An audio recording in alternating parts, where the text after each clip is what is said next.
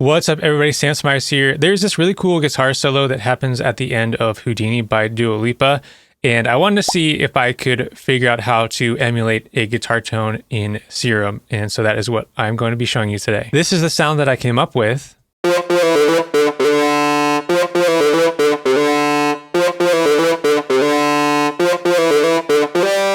That is the sound, and I made that only in Serum. Now, what I imagine the original sound is probably like a distorted guitar with a wah pedal.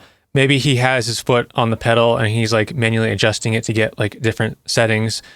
But I just want to try to see if I could recreate something that sounded cool, like as a synth. So if I play it now, I had this like kind of cool distorted guitar tone just using Serum.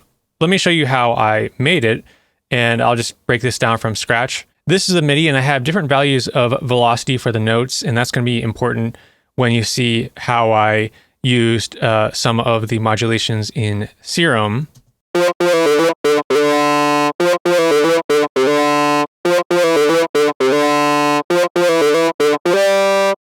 And that is a MIDI. I took off I have some reverb on there, like a Valhalla vintage verb reverb, which is giving it like almost like a room tone. So that's what that sounds like without that reverb. So let me go and just play this with the track.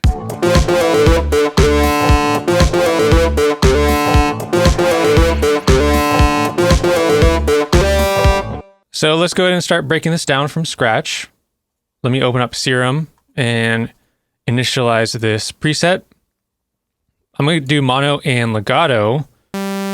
Oscillator A, I'm going to go to PWM and do PWM MG and adjust this wavetable position to about 50. Take that up to 50.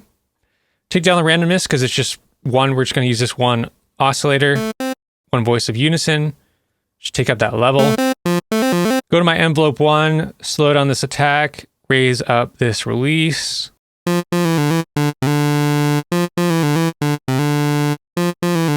Envelope 2, let's go ahead and adjust this decay and slow down the attack a tiny bit, raise up that release, turn on my filter.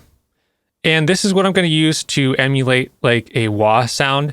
And to do that, I'm going to use one of the formant filters, shapes that Serum provides for me.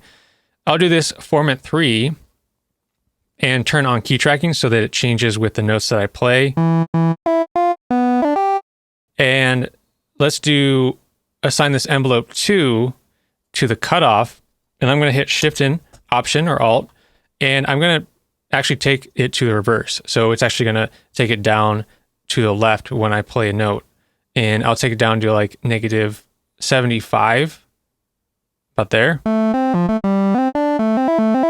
like that. Then I'm going to take up the resonance pretty high to about 54 and turn the drive all the way up. This is going to make it pretty loud. So I'm going to need to adjust this master.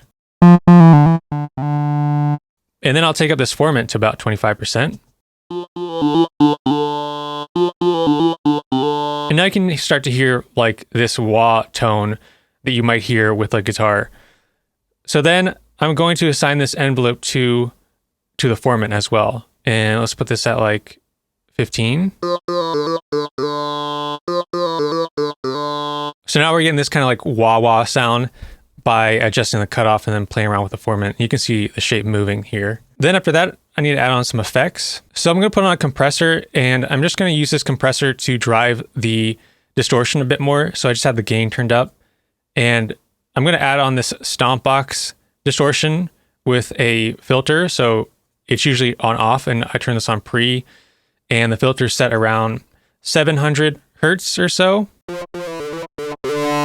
And when you put on the distortion, it's also like compressing things down. So I need to raise up this level.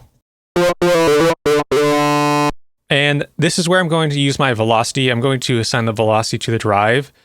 And that's why when I showed you the MIDI, I showed you that some of the notes, they had different velocities. And that's because I want some notes to have like more drive, as if you're like playing some notes on the guitar a bit harder than some other notes. And that's what I'm trying to emulate by adding this velocity to the drive. So I'll drag this up to about there.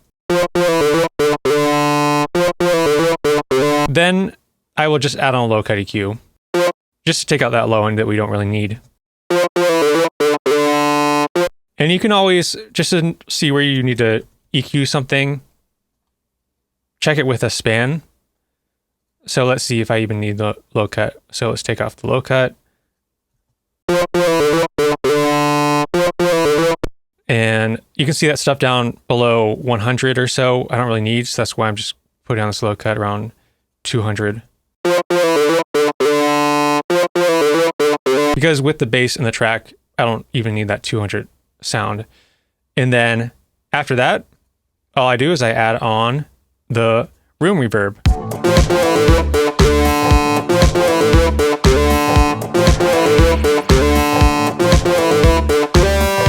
So that's how you can emulate a guitar sound in Serum. If you do just want to grab this preset, I'll put a link down below. If you enjoyed this video, please go ahead and give it a like, and also please subscribe to my channel if you are not yet subscribed.